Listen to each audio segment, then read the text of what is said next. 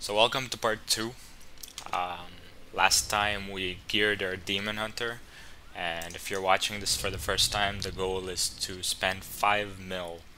And using that 5 mil, we're going to do Act 3, and we're gonna clear the core of Arya, kill some elites, and finish it off with Azmodan.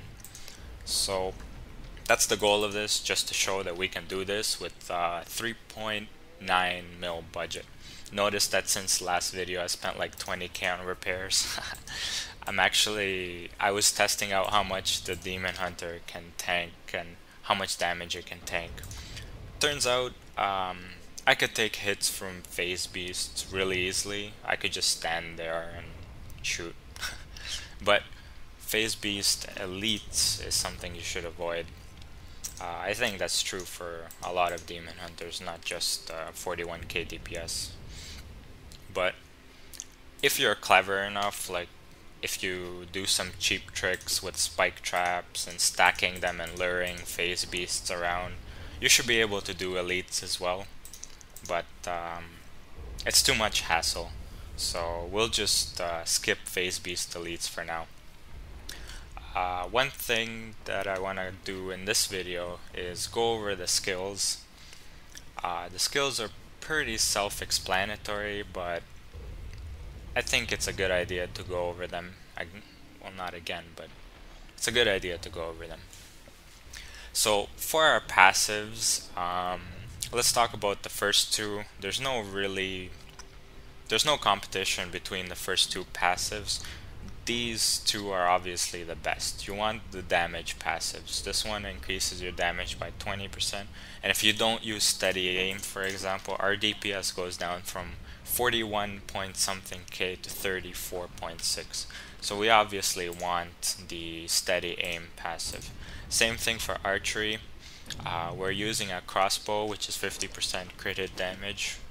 I'm sure many of you guys know these things, but we're already at 36.5 crit hit chance.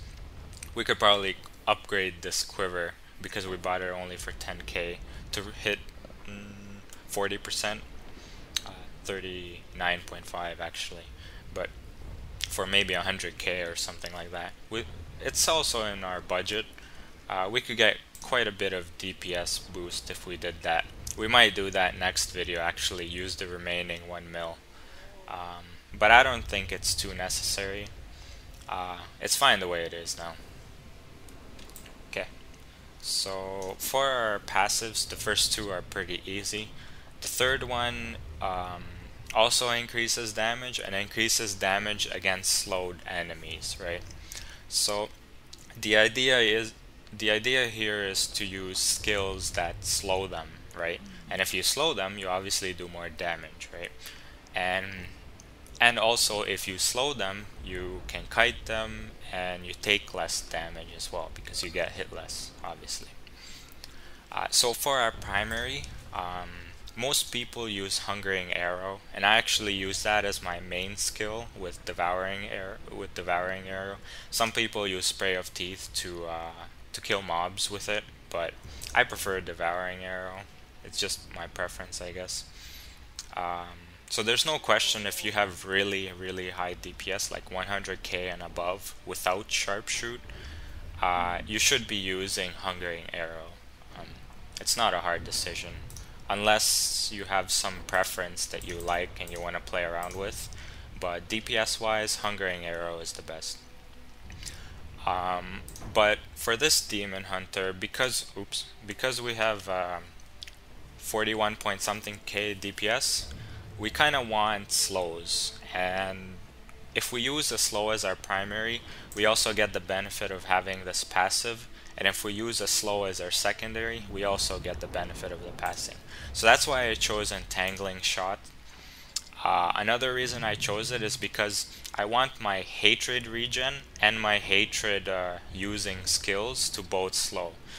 This helps a lot with kiting, of course, and that's pretty much it. That's the main reason. You take a hit on damage, 75% versus 115, but this arrow doesn't slow, and this one does. So you get 15% damage boost on that 75%. So in a way it makes up for it, but not enough to actually do the same damage. But I prefer Entangling Shot. So there's a few runes you could have. For example, there's this Lifesteal rune. That's kind of attractive, but I prefer Chain Gang because normally it hits for 2 and there's 3 elites, sometimes 4. So this is the perfect thing to kite elites. I mean, it hits up to 4 targets and it can kite all 4 elites rather than like one elite chasing you down or something like that, right? So this rune's probably the best and the one that I'm going to use, and that's the only reason, because elite packs come in 3 or 4 and you're able to slow all of them at once in a pretty hectic situation. These ones, like, I don't even know who would use that. No offense to anyone that does, but what is this? It does some extra damage.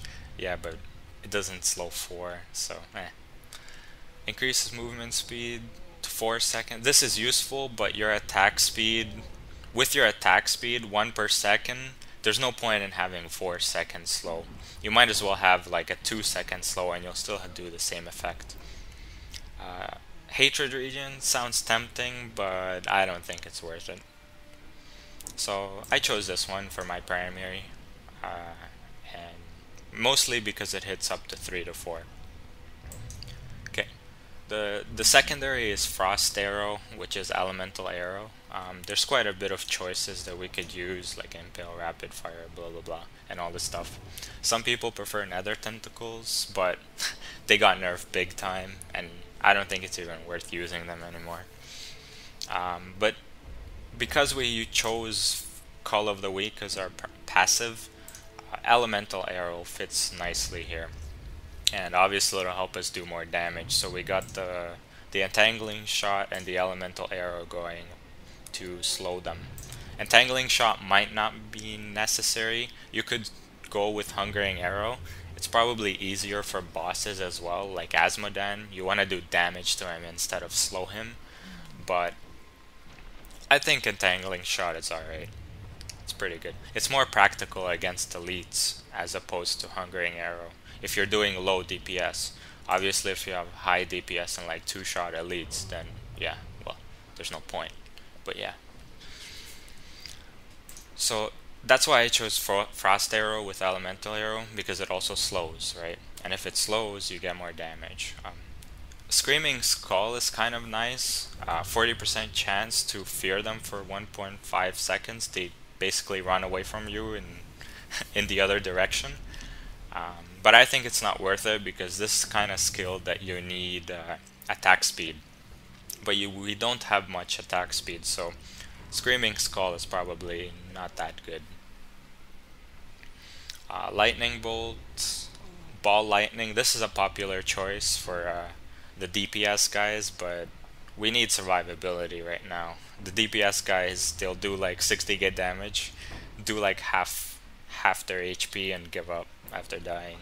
But we don't want to die. We want to slow and run away and kite. Okay, so that's the primary and the secondary. It's pretty straightforward. It works well with the damage passives. And your other skills are mainly all defensive. Yeah, they're all utility and defensive based. Like some people would prefer to have Cluster Arrow, but a lot of other people prefer to have Caltrops. Caltrops are pretty nice too. I actually don't mind using Caltrops, but I'm used to these, so I kind of like these, and I think they're pretty practical, so I'm gonna stick with these. The first one is Smokescreen. Obviously, every Demon Hunter pretty much uses Smokescreen. You can't give up the 1.5 second invulnerability. If you're in a tough situation, you can just get out immediately, and it's pretty useful. When it comes to regular mobs and ranged mobs in particular, you kind of want to use Shadow Power because you can't stay invisible for 1.5 seconds each time. You don't have enough discipline to kill ranged elites and be able to take hits. So the idea is to use shadow power, and also it saves you a lot of pots. Yeah, I have 45 here, but maybe I should just try to be fair and buy like 5 or 10 pots and storage these. I'll do that now actually, just so that we stay true to the 5 mil, so that we don't use our previous equips or whatever. So these aren't the cheap pots, but that's okay. I'll buy 10. So that was what? 6k. Okay. Not a big deal. That's almost as much as our quiver. Anyways. Okay, so moving on. So that's why I like shadow power. Also, when you're low HP, you could just regain it without using a pot. Some people prefer life on hit weapons, but obviously, look at our budget, like 5 mil. We can't afford a 5 of like 700 life on hit weapon. That's too much for us. So shadow power is the better alternatives here. And of course the rune is Gloom, which reduces incoming damage by 65%. It's really nice. It lasts for 3 seconds, so that means I have 46 discipline with my quiver and my armor. 7 to quiver and 9 to armor. So I can stay in shadow power for a really long time, like 3 seconds. Let's do a test. So I have 65% damage reduction during this entire time. So let's just take the time to look at this.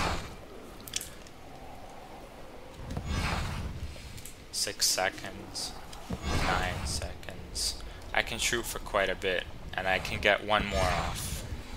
And then, oh, I got lucky, but that doesn't count. We're still in Viz, and I'm like talking here.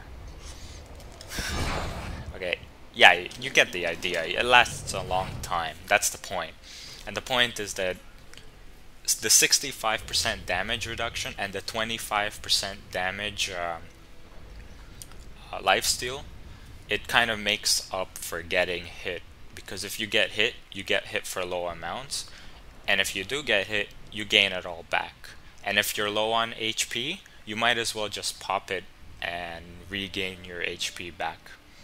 So it saves a lot of pots, it saves a lot of money. It's a good alternative if you're low on cash. And I think if you have like good gears, it's also a good alternative for tanking them elites. Because if you have really good gear, then you can just kill elites in like 10 hits, or 5 even. But if you can kill them in 5, you might as well just stand there, turn on shadow power, and just shoot away, right?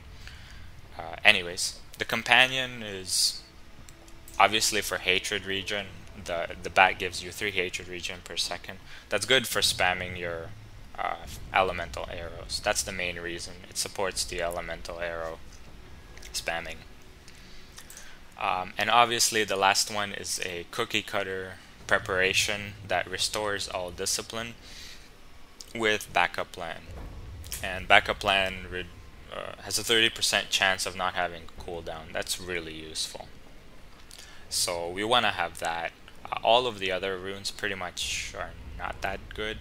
45 discipline over 15 seconds, not that good. 60% life, it's tempting, but we have shadow power. There's no need for that.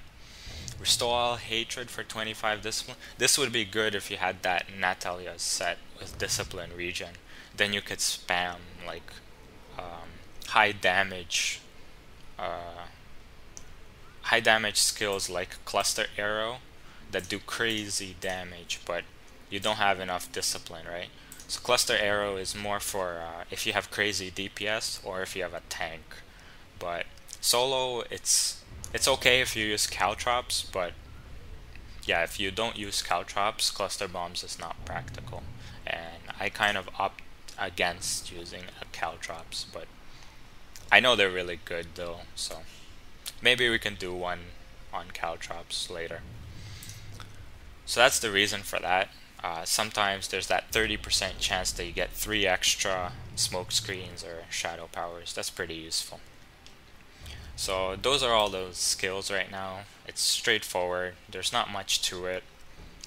You basically want, the idea is basically focusing around slowing primaries, a passive that boosts slow damage, as well as passives that boost your main damage. And for your discipline skills, you just use escape skills, right? These are your damage guys, and these are your escape skills. This one is for like urgent escape, and this one is more for like, I don't mind taking a hit or two as long as I have shadow power on. So that's the idea behind the build. In a moment we're gonna try to do a run going through the core of area, and we'll kill some elites on our way. If we get a phase beast, then we'll skip the phase beast, and maybe we'll make up for it with an elite in some other area. Like maybe we could clear Stone Fort or Keep or something like that. Just to give you a little teaser, Keep is really easy with this kind of DPS. Look how tanky you are. I'm taking all this damage like nothing, right? So it's pretty useful if you don't want to kite. Yeah, anyways, that was the idea. I just wanted to show you some potential, but you could do a lot. And okay, so next video I'll do a run of core, and I'll end it off with killing Azmodan. So remember, we used only 3.85 mil, so it's not too bad. We're doing well. Okay, so next video, I'll see you guys, and peace.